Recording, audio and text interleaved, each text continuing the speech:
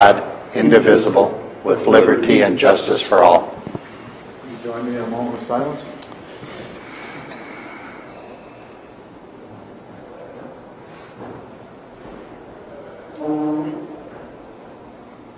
Thank you. Make sure to silence your phone, please. Do we have any citizen concerns?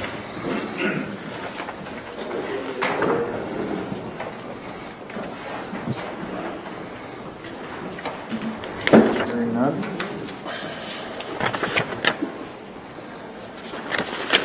No citizen concerns. Do we have approval of the agenda? Motion, please. I'll move the agenda. Greg moves the agenda. Second. Taylor will second. All those in favor say aye. Aye. Those opposed say nay. Passes 5-0. Items 3 through 7 constitute a consent agenda of routine action items to be considered as one motion. Items pass unanimously unless a separate vote is requested by a board member. Item 3, approval of the minutes of the February 27, 2018 meeting. 4 is approval of claims. 5, human resources. A, approval of memorandum of personnel transaction. B, approval of request to deauthorize county position. And C, authorized to initiate hiring process. 6, county assessor's office, approval of impoundment structure property tax exemption. Item 7, board administration, approval of lifting tax suspensions for petitioners who failed to recertify their income or income does not qualify for continued tax suspension.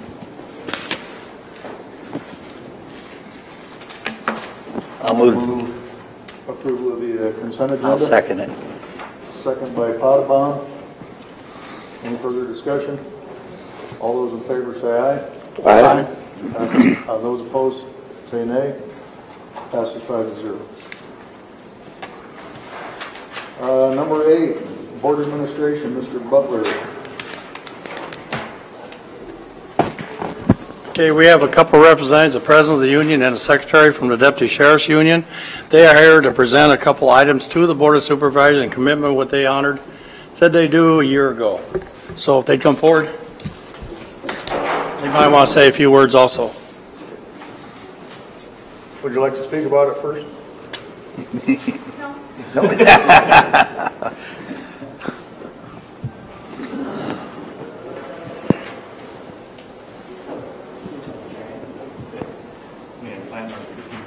Hadn't planned on it? No. On behalf of the CWA 7177, Woodbury County Deputy Sheriffs and Detention Officers Association, we are fulfilling our agreement with you for $40,000 towards the training facility out at Prairie Hill. Much appreciated. Thank you. Stand in the way of the picture. Thank you.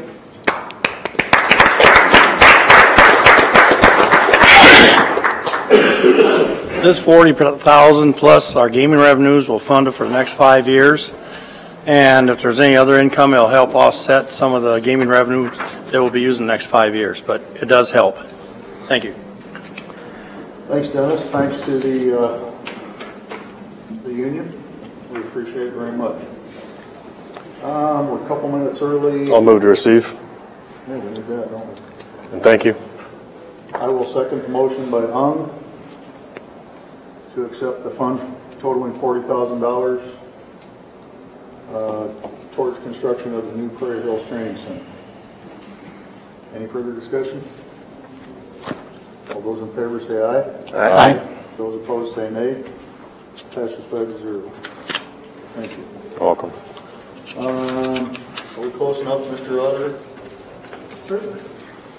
At 4:35, Board Administration, we have a public hearing and sale of property parcel ending in 014, also known as 419 Isabella Street. Do we have any public input on sale of this property, for or against? Hearing none, Mr. Chair, I move that the public hearing be closed. Second. Motion by Taylor, second by Ung to close the public hearing on the property sale. All those in favor say aye. Aye. Those opposed say nay. Passes 5-0. The sale is now open. Do we have any potential bidders on this property at 419 Isabella. You want to step up here and identify yourself, please, and give your address? Come on up here. My name is Ivan Espinosa, Hi, Evan. and he's the person that he's interested in buying. He did for 417 is available. He lives up there next to that. And what is your opening bid, sir? 213 is the minimum. He's going to the. I'm sorry? He's going to the opening bid. $213, the minimum bid? Okay. Do we have any other bidders on this property? Hearing none, Mr. Chair, I move that the property be sold to Mr. Espinoza for $213.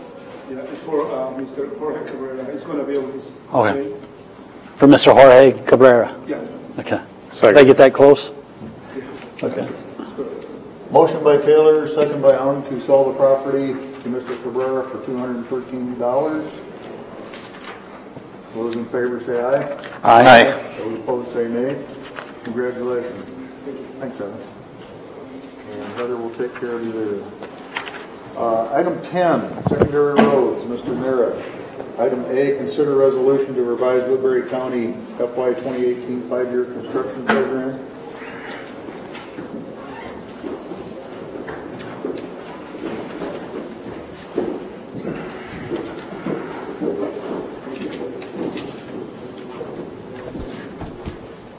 Good afternoon.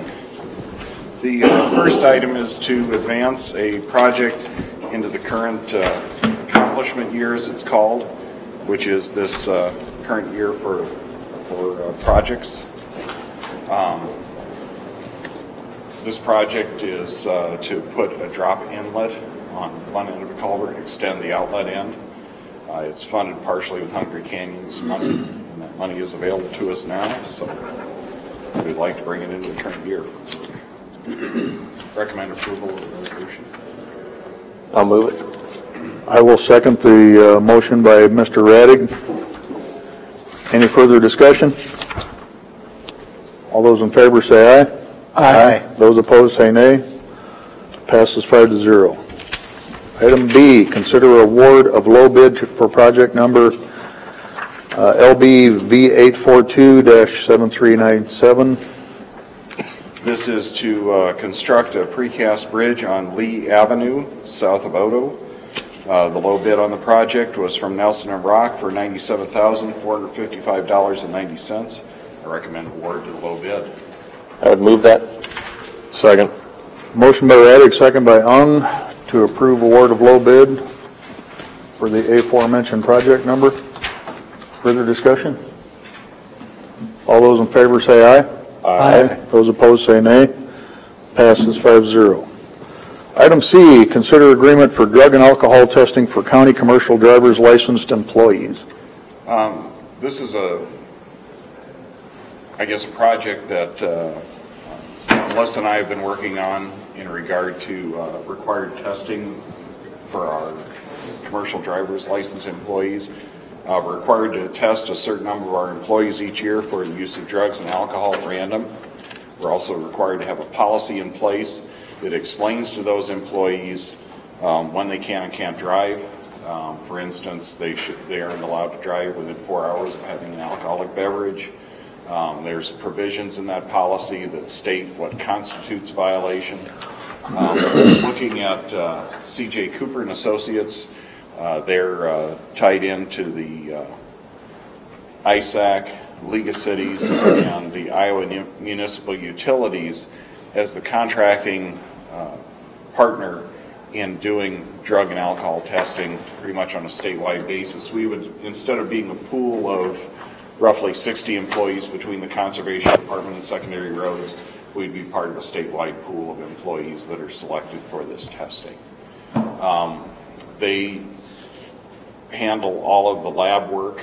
The MRO, which is the medical review officer, if you have a positive test, this is the individual that looks at that test, determines if it's a prescription or an illegal drug, and then works with the employee to determine whether that use is prescribed by a doctor or if it would happen to be an illegal use of the drug. We've had some very slow lab tests coming back from our current provider for this. These folks get right back to it. They provide the lab services.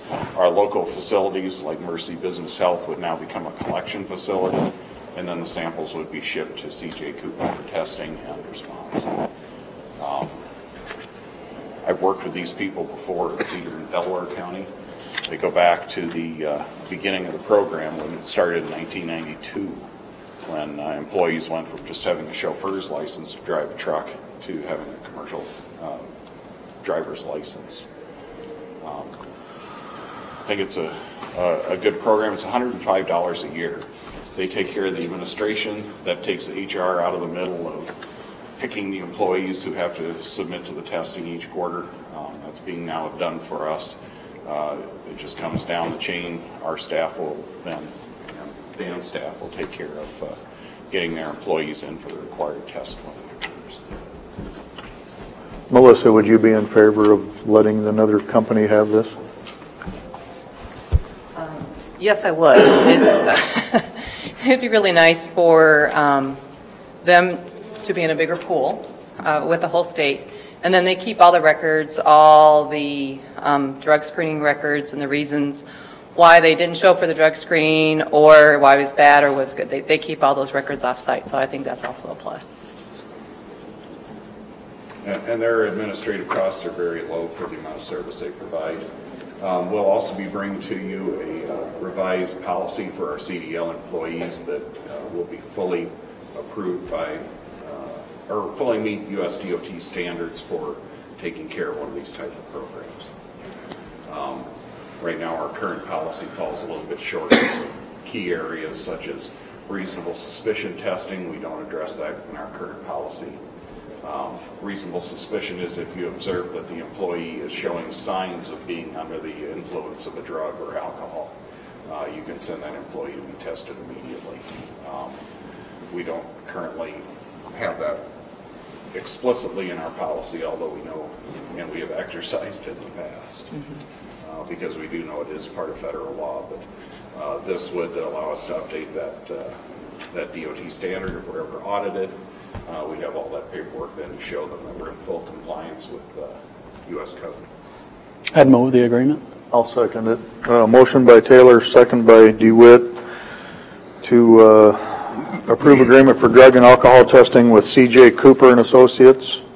Any further discussion? I have one question for you. You said it'll be part of a statewide pool. Will that require enough people to be tested to satisfy what you think we need? It's a percentage of the people that are in the pool. So instead of being just 51 employees or 46 employees, I think it is in my department, whatever Dan has, 5 or 6, we'd be part of 6,000. Well, that's what I mean. So in some years we're going to have more would they be testing. asked to get tested often enough to satisfy you? Yes, as long as we meet that pool. And then, anybody else we deem to have trouble with would be tested under that reasonable suspicion clause. I mean, we do it for our athletes up at BCU, and we do the same thing, but I was just curious if that would be enough, but that's fine. Yeah. Well, they would also handle the drug screens after an accident. So if anything like that happens, or even the pre-employment drug screens for the CDL. So that would all go to the same lab now. We recently had a follow-up test take over 2 weeks, wasn't it? 2 weeks. For the So the guy was waiting for confirmation 2 test to weeks. come in. And, he was on leave without pay while we were waiting that confirmation of the test. This group is much quicker and I think would do a better job of addressing our needs for a very minimal cost. My department will pay the fees for the $105 a year since we have the bulk of the employees, and it is minimal. Then we each pay for our own tests. It's $40 per test, and then there's a stipend that the collection center would get as well. Further discussion? All those in favor say aye. Aye. Those opposed say nay. Passes 5-0. Thank you, guys. Thank you.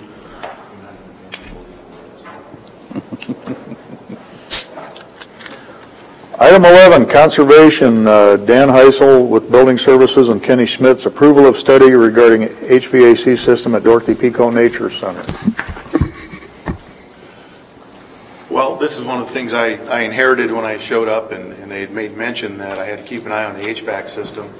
And sure enough, we had a coil go bad on one of our heating units. There's 15 heat pumps on that system out there that runs on a geothermal loop. And one of those went down, and it's not fixable. It's on the inside of the coil. Suter does our maintenance. We have a maintenance contract with them, and then we also pay if they come out above that maintenance. They said they could try putting $700 worth of no-stop leak in it, but there was no guarantee, and they didn't really recommend us doing that. At that point, I got in touch with Kenny and Shane, I was going to say Lance, thank goodness, came out, we sat down and talked about this, and that's why we're here today. I figured that was a process we needed to go through to get in front of you. So, Kenny, you got any? A couple of things that I added, and Shane did as well. Again, we take the approach with this building as we've done with several others that are have some aging components. We think the whole thing should be looked at before we just decide to replace one unit on a unit-per-unit basis. Since this equipment's approximately 20 years old, I think we should look at all of it. The possibility is there's probably newer technology that's more efficient today than what there was 20 years ago. So it doesn't make really good sense to just replace a unit for unit. Also, some things have changed, and this has just changed recently, I believe. And correct me if I'm wrong, but I think the Conservation Board and possibly our board approved fiber optics to be installed out there. Yes. One of the things that was preventing us from tying the Dorothy Nature Center into our front-end system for our HVAC computer system, so we can view that building as we do the others that we've been tying in, is prior to this, the only option to do that was with a dial-up connection. And we looked into the possibility of doing that, and WCICC told us, if you do that, you'll crash the system because it can't handle the megabits per second or so forth that you would tax that system on. The new fiber optics going into that building will allow us to do that connection. And that's something I feel very strongly about, that we should tie that building in so we're able to view it and control it externally as we do with the other ones that we've been bringing online. So that's a very important piece also. And again, I think we should do a study just to see where we really want to go now that these systems out here are 20 years old, and now we've got a failure that's brought us to the point where Dan needs to do something now. There's a possibility, and I don't know this without an engineering study or without Corey or someone like Resource Engineering to look at this.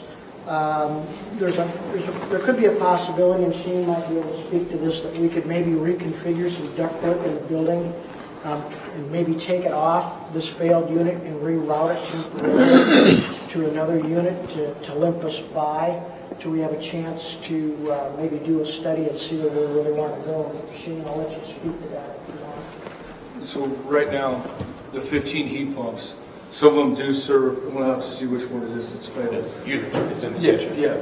So some of them serve single offices, so we have one heat pump right now just in one office, so there may be a chance we can just route some ductwork temporary to allow this to be fixed until we get a plan in place of where we're going. This building also, being 23 years old, doesn't meet the current ventilation requirements either, so just replacing it as is would not put it back to code compliant ventilation. We're going to probably look at a VRF system as well as going back with the heat pump system, utilizing their geothermal system for the VRF, which could be a very efficient system in some of the smaller office spaces. So what Deanna's looking at, I don't know if you've approved this with your board. They'll do that Thursday. They're going to go off with the board recommendation. I believe past practice was our board approved the expenditure, whether it be for a study or a work repairs, and it was later then billed back, and Dennis might be able to help with this, billed back to the Conservation Board. Correct me if I'm wrong. I don't know that process yet, so I'm going to And try I'm to not learn that as familiar we with go it, and that's here. why I kind of pointed at Dennis, because I'm just off of some of the things I've heard. We have paid some projects out of our CIP fund, but when we changed a few things, they actually paid out of their conservation reserve now. But any projects they do, they did reimburse our CIP. We did not borrow money. They had conservation reserve refunded through a transfer at the end of the year. They figure up all their projects. So again, they did not use tax dollars. They were using their conservation reserve. And that's how this would be funded here? Yes. We just received an email from Corey Metzger with Resource Consulting Engineers, actually right when the meeting was starting. We previously had given him the prints and asked him to cost that. His cost is $9,000, which we didn't have really as an action item because we didn't have a cost prior to that. But so that is the amount we probably would be looking for. You say you don't have it as an action item? It is, it's listed up there. Right. It's It listed says as an action. action item, but we didn't have a dollar figure. Okay. I left that out because I didn't want to give you a higher figure or lower figure and keep it high. Did they not give you any kind of estimate? They didn't. He gave I us gave an them an additional estimate that the cost would be somewhere between $10,000 to $15,000. It came in at $9,000, so that's why you didn't have a number, because Corey was in Atlanta when we were out meeting with Dan, because this kind of came fairly fast. quick. Sure.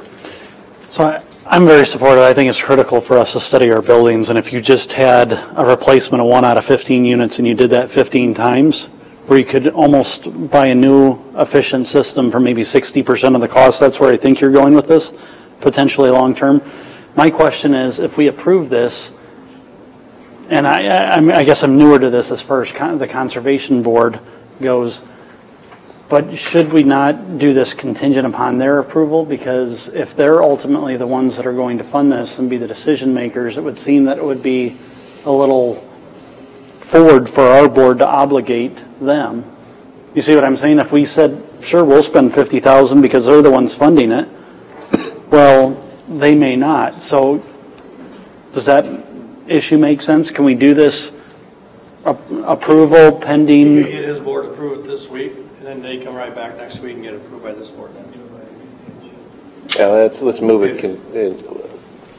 conditioned upon their approval. And seeing originally, I had misunderstood what Dennis and I were talking about. I thought that they had a fund, that you had money left that you could do the study in, and then we would ultimately pay for the supervisors, and your fund would pay for the study, and then my board would end up paying for the system when it was installed. So I didn't put it on the agenda that way. And secondly, my board meets Thursday, and they're well aware of this problem, and they have been. And it's been in their. I look back in their last year, their long-range plan. They addressed that's one of the things that they're going to have to address was the heating and cooling. So this will be no surprise to them. In fact, it's on our agenda. They got it in their board packet. They know about it. They know I'm up here today. So if you can do it like Pat said, and I appreciate your respect to that my board that way too. Sure. And it seems that there was some sort of, if you give us a little history, some sort of agreement with user fees or something that they would take care of CIP if they were, is that? User fees used to go to general basic fund or general fund, but years ago, probably 20 years ago or further back, they agreed to let them keep their park fees in a separate fund, which is allowed by the code through Conservation Reserve, that then they can use those fees to do projects and the county wouldn't have to use tax dollars, which was a good scenario. And that was the finance law allowed that, and the supervisor had to approve a resolution for that to happen, and you did, so. Well, I move approval of the study in the amount of $9,000 pending the approval of the Conservation Board. Second. And that'll come from where originally? From our CIP. When you say our, Yes, who's in? you're talking about conservation? Conservation Reserve, yes, which is under control really of their board. So my motion would be to approve the study in the amount of $9,000 from Conservation Reserve pending the approval of the Conservation Board. Second. That'll work. Oh, Then I won't have it next week. It won't have to be an agenda. I would like to know if they're doing the study, if they could run the numbers to, consistently replace a heat pump unit with a current one. Because that's, like the building I work at has something like 55 heat pumps. We replace 2 to 4 a year because that's cheaper than updating an entire system and having a new 20-year life system. Even if it saves a few hundred or, even $1,000 or something on energy costs a year, it's still more expensive long run. Well, we could look at that. I would not recommend the path that you're headed down. I'm just telling you, yeah. What I think is a better plan is when you look at a future thing of where you're going with ventilation, we could still do it in replace three this year, 4 next year, but instead of just looking at it as there's 2 that are going to replace, I'm going to put the same type of unit, you're looking at complete different technology and allowing for new ventilation codes and different things like that to be taken into consideration again, not speaking of, sure, they're 2 different animals here, but I'm just saying, I would disagree with that approach. Just because you're not getting newer technology, you're just basically a newer design. You're just basically saying, hey, I'm just going to put 2 new units in the same as before.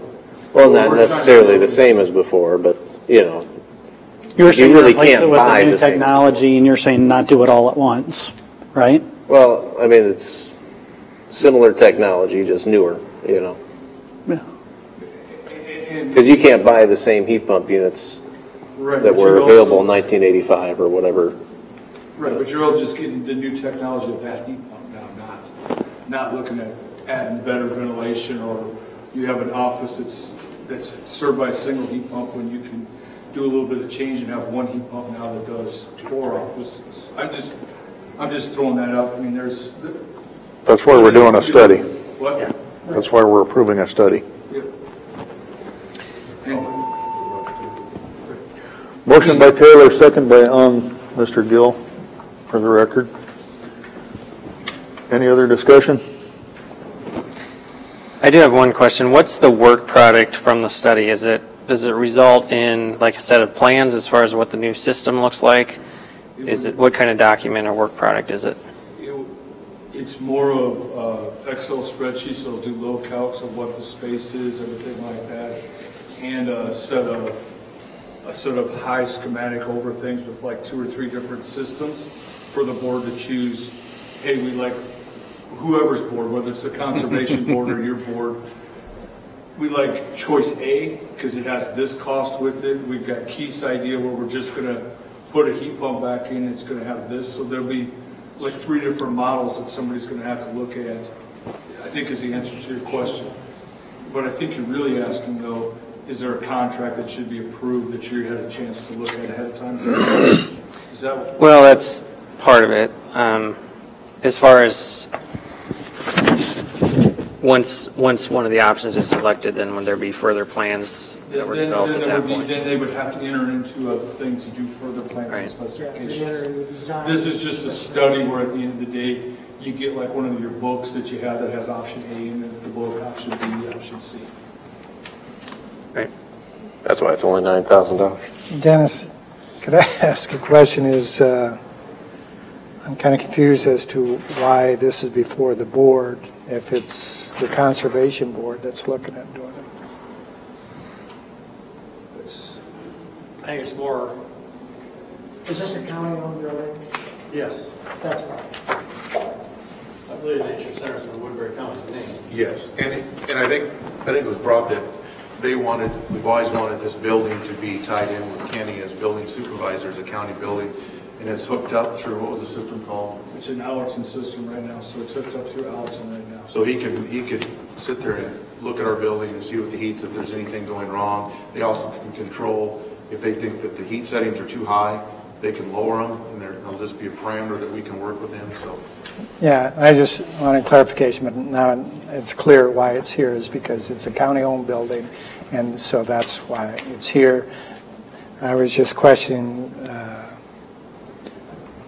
why the motion would be that you're telling them to spend money out of their account when actually you're just looking for approval to do the study for the county. I mean, as far as the financing goes, could you explain that to me again, Dennis? You're going to pay for it out of CIP here and then reimburse? We're going to pay it out of the conservation reserve. To begin with? Yes. To begin. In the past, we have had a conservation where Rick would set up all these budgets in there, but in reality, they just as well pay for it out of their fund. To begin with? Yes. Okay. I'm clear what's going on. I am now too, because I came up with thinking it was coming out of a different fund, so thank you for the All right. clarification. Okay. I think we've got it here. Any further discussion?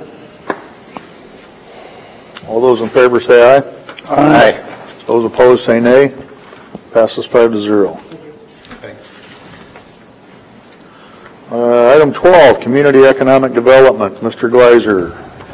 12A is receive recommendation from Zoning Commission and approval of resolution accepting and approving final plat of Breese First Edition, a minor subdivision.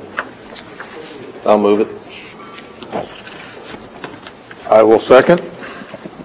Motion by Radig, second by DeWitt. Any further discussion? Any questions or complaints on the? No. As of today, none of the property owners within 1,000 feet made any comment for or against the proposed subdivision. Further discussion? All those in favor say aye. Aye. Those opposed say nay. Passes 5-0. Item B, receive recommendation from Zoning Commission and approval of resolution accepting and approving final plat of JCR Edition, a minor subdivision. I'll move that. Second. Motion by Radig, second by Ung. Same question. All those in favor? Nobody cares until you start, huh? Right. All those in favor say aye. Aye. Those opposed say nay. Passes 5-0.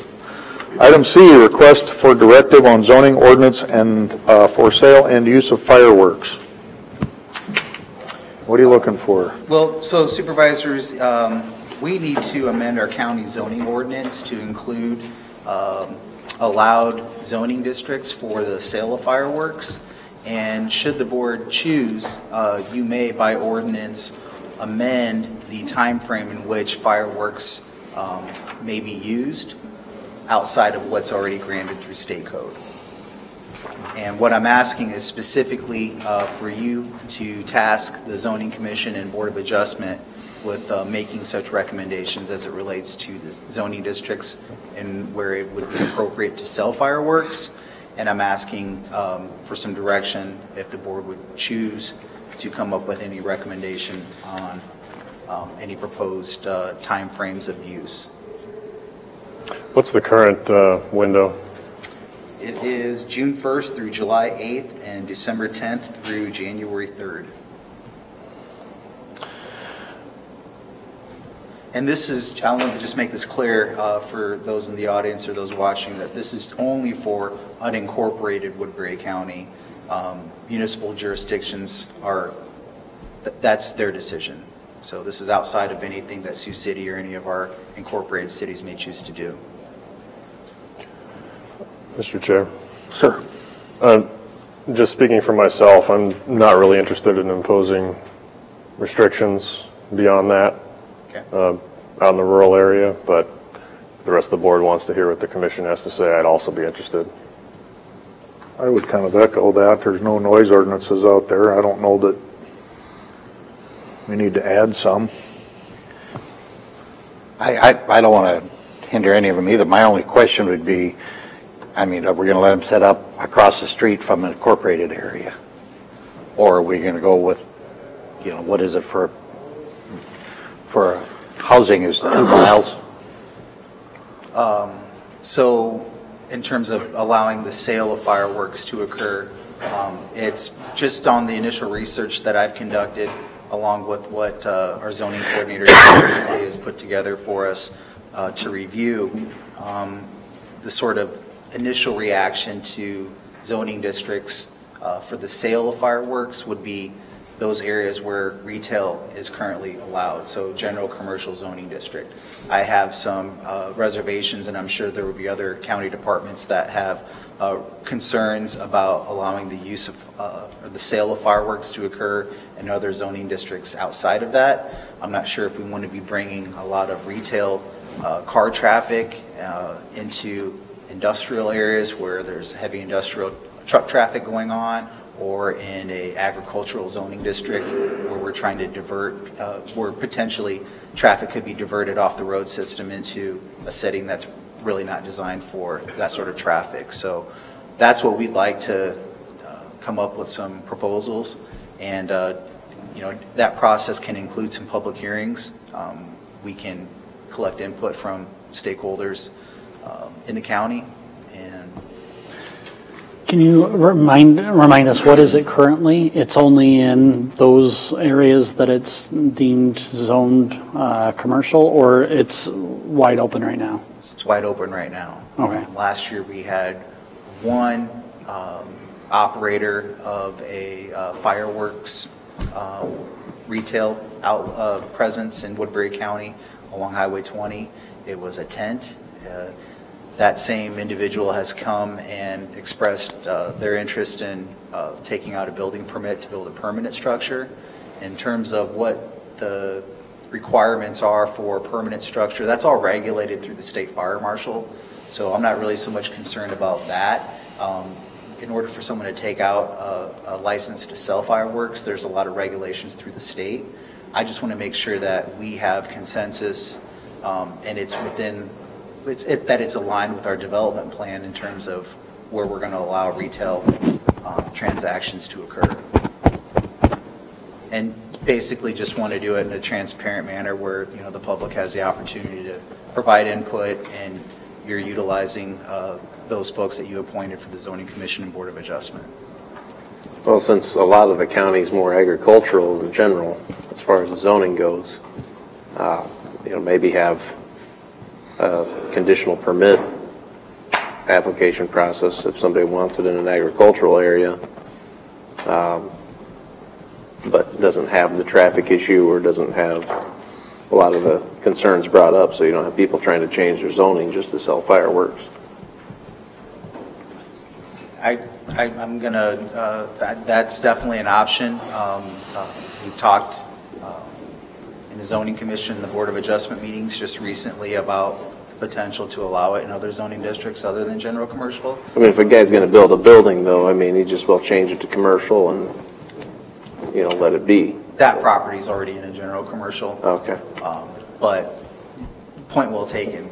We could allow it in other zoning districts through a conditional use permit process. And that's a fair process in which, nearby property owners would have the opportunity to weigh in on that and help the Zoning Commission Board of Adjustment make a decision. So, Well, that would include everything from parking to certain distance off the right of way and that issues too, so. yeah, and I would imagine DOT, Secondary Road Department, Conservation Department, there'd be a number of other departments within the county that are going to want to weigh in on that discussion as well.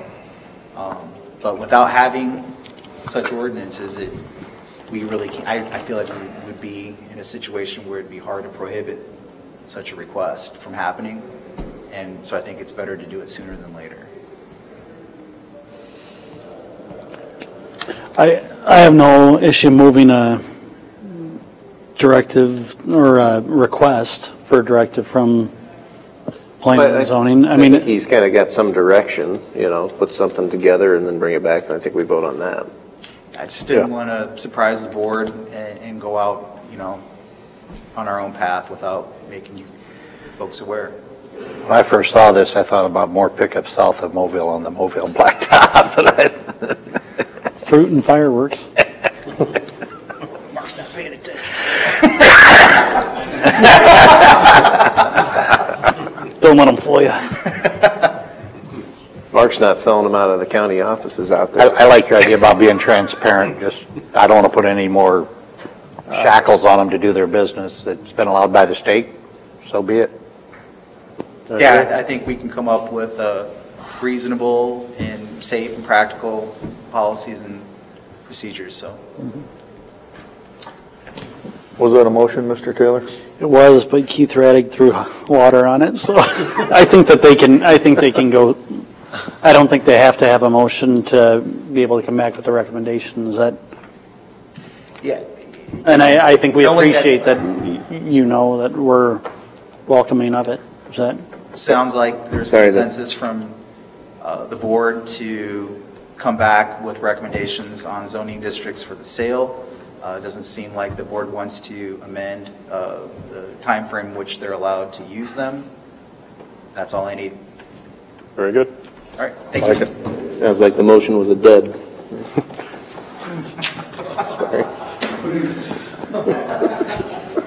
Get you the symbols. Reports on committee meetings. Anybody? Hey, Mr. too late. Item 12C. I just also wanted to acknowledge and introduce Dan Priestley. If you haven't had a chance to meet him yet, he's the newly hired zoning coordinator. Dan's been doing a really good job. He's rolled up his sleeves and been hard at work at all these items that we've presented tonight. And so we'll be sticking around to collect the chairman and the auditor's signatures after the meeting and probably introduce him to you. Welcome aboard. Good enough. Thank you. Mr. Potabom, reports on committee meetings? We had the 3rd Judicial District meeting. Okay. And just to let you know what's going on, remember last year at the end of the year, because of the shortfall, we got cut $73,000, and they said that would carry over to this fiscal year, which it did. And we've just been told that for the remainder of this fiscal year, they're deducting another $64,000. So we've lost $117,000 in the last 2 budget years. And they said the 64 will also carry over to next year, plus any other cuts that may come down. And the other thing is, they told us that Woodbury County Jail was going to the PSA system starting yesterday. So far, nobody that I've talked to seems to know that, so we're thinking that may come up at Friday's meeting with the judges. And that's just a system, public safety assessments, where people that didn't meet bond can try for a criteria where they would be let out of jail prior to their court case, but they have to be monitored. And lo and behold, that's been told to Steve Scholl over at the 3rd Judicial District, that'll be part of his new job too, that he'll have to assign monitors to all these people, either weekly, bi-weekly, or monthly, depending on the severity of the crime, if they're allowed out on this PSA. So told Steve, just be ready. They just said we're taking 64,000 home. By the way, we're adding a whole bunch more people for you to watch. Mr. Taylor. We had a very short Rolling Hills meeting yesterday. I didn't even get in the truck. Yeah. So it has been postponed to tomorrow in Holstein, and we hope for an up or down vote, as well as have reached out and let them know, at least on my own behalf, if they are not ready for Woodbury County, let's say July 1st. Some board members have intimated that in the future, once things are settled or more settled, that may be something that is entertained. And so I've asked if there may be a vote to that effect if we're not successful on the first round, so to speak. So we'll see what happens tomorrow. Do they rotate the meeting venue, or is Holstein just to be nice to? No, it is Sac City's typical venue, which is the Rasmussen Building, is not available otherwise tomorrow. But it is fortuitous that it's closer to Woodbury County, and we're appreciative. It's a good sign. Yes. Any comments, Mr. Raddick, or no, you're going to leave it alone? All right. It'll be good to have a vote. Yeah. Right. And one of the things that we'll have to consider, if that is indeed the will, whether it's 6 months or a year, is where that leaves Woodbury County in the interim, as well as the other 2 counties that are in Sioux Rivers, whether that's a 6-month to 1 year 2080 with certain provisions or not. But we'll cross that bridge when we come to it, I guess. You saw the sparkle in Joshua's eye about helping with a 28E for 6 months, is that it? One of the many things that drew him back to the board was to get involved in that, so. The Centennial website, I'll make sure that's live by close of business Friday. That'll be WoodburyCountyIowa.gov/100 and display again the work that the committee's been doing, the calendar of events, some different information on tours, and et cetera. So Mr. Taylor wanted it done yesterday, but I told him you can't do things in the past. It has to be in the future. So Well, I appreciate all the work on it. I know it's not a... Are all of the artifacts from the time capsule going to be displayed, or just some?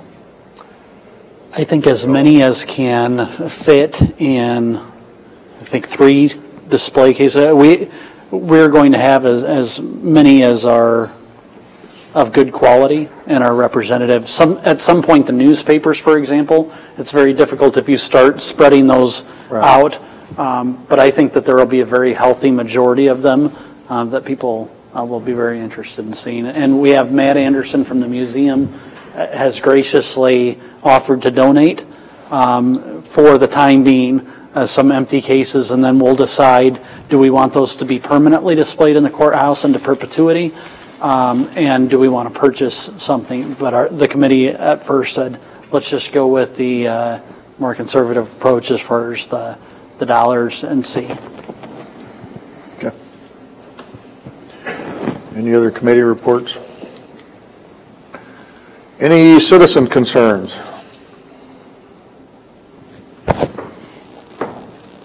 Any board concerns?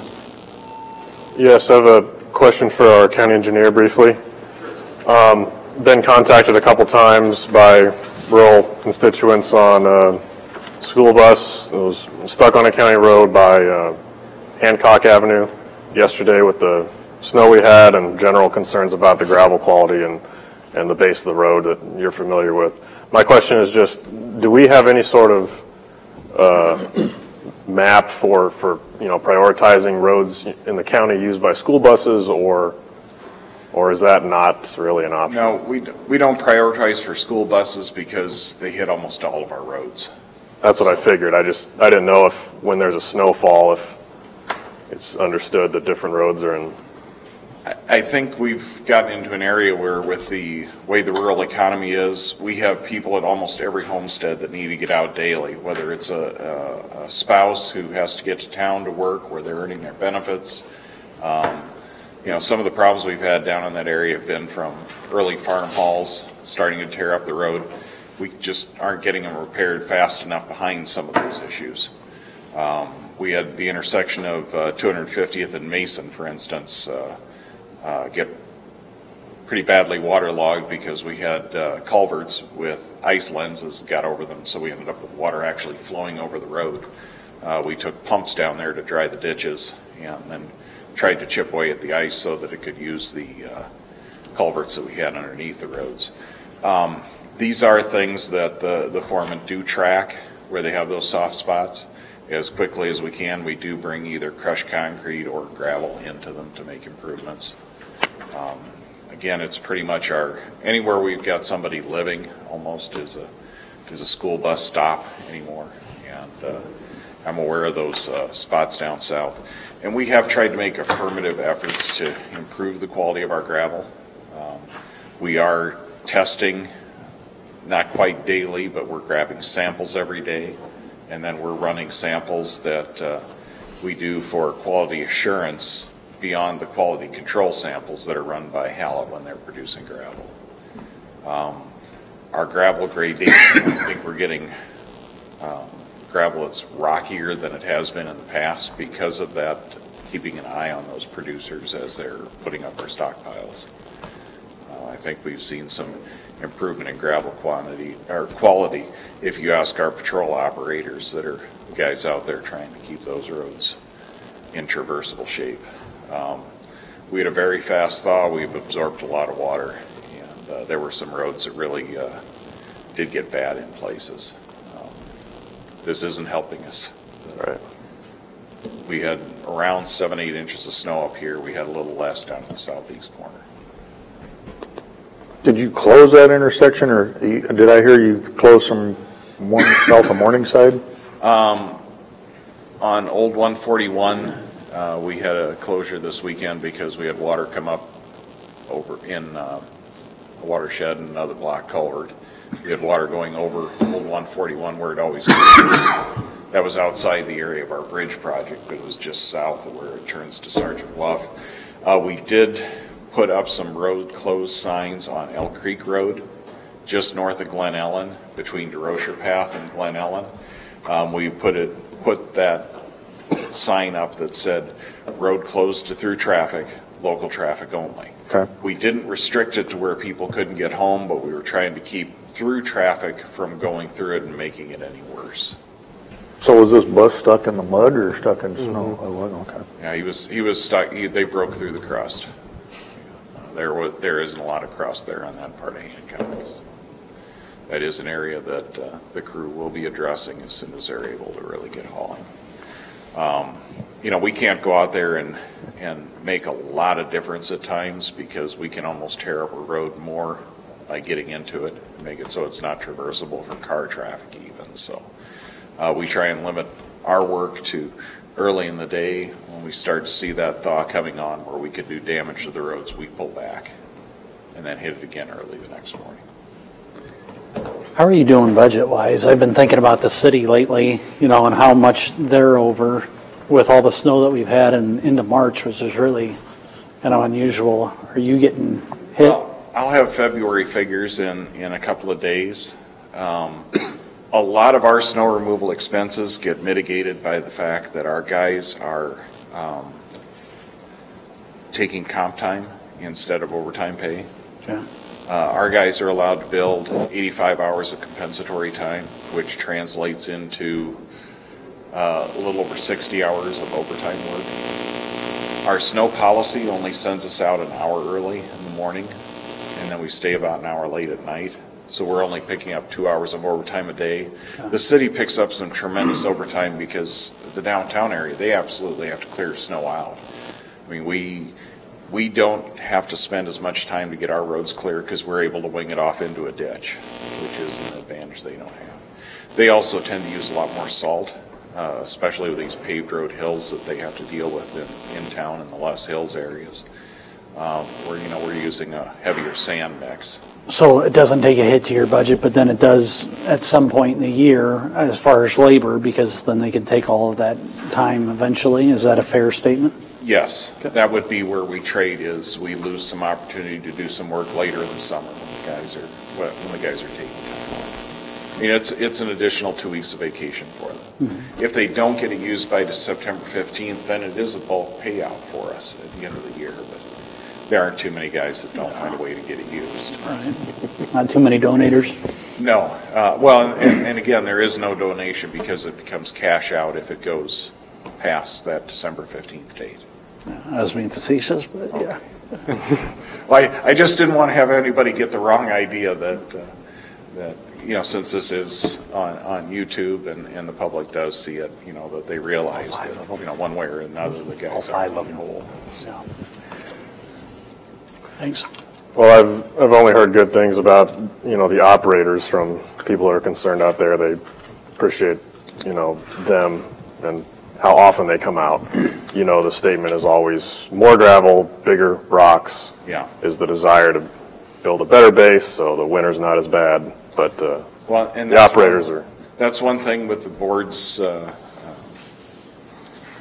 willingness. We've been able to start doing some resurfacing on some of those gravel roads. It's 20 miles per year per territory when they're looking at between 230 and 270 miles in a territory. It's going to take some time to get around to everybody, but it is making some positive progress.